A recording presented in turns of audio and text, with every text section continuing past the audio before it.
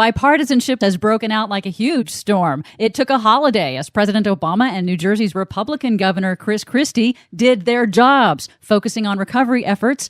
Governor Christie even threw politics and Mitt Romney under the bus on Fox News. I've got 2.4 million people out of power. I've got devastation on the shore. I've got floods in the northern part of my state. If you think right now I give a damn about presidential politics, then you don't know me. The New York region's airports and mass transit systems are very slowly creaking back into limited operation. Economic losses are now estimated to be over $60 billion. That's B, billion. Recovery will be a massive, expensive effort for the nation's most densely populated region. But as New York Mayor Michael Bloomberg says, New York City taxes itself and spends the money to protect us and to have the services that will keep us going. And I know of no other city that does that.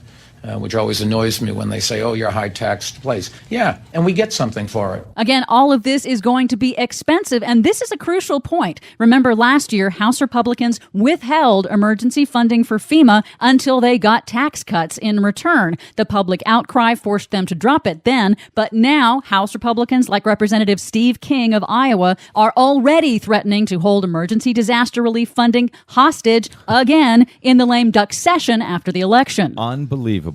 It's interesting to see, though, the immediate impacts of climate change are now finally dawning on public officials like New York's Democratic Governor Andrew Cuomo, who says now is a good time to rebuild with resilience as the goal. We have a new reality when it comes to these weather patterns. We have an old infrastructure and we have old systems, and that is not a good combination. And that's one of the lessons that I'm going to take from this personally. Corporate media is also finally talking about climate change after not mentioning it at all in the presidential debates or in their election coverage. With just days to go before Tuesday's election, NBC's chief political correspondent Chuck Todd finally made the climate connection. Let's not bury our heads in the sand when it comes to something has changed in the Atlantic. The climate has changed. It's called climate change, folks.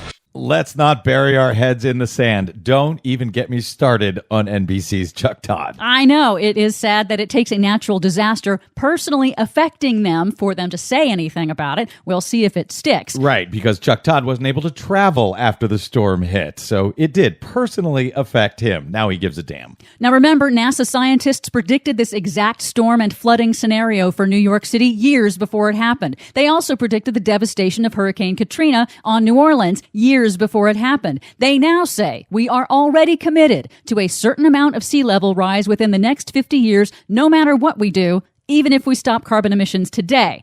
So, will this be a watershed moment? Time will tell, but time is also running out, as climate scientist Michael Mann explains to Al Jazeera. We are at a juncture. We have a period of somewhere between maybe 5 to 10 years where we will, if we continue with business as usual, commit to fossil fuel emissions, carbon emissions, that will lead to what most scientists would characterize as dangerous impacts on our climate. So, will New York City take up the charge and lead the way as a testing ground for resilience in the 21st century? It's up to you, New York.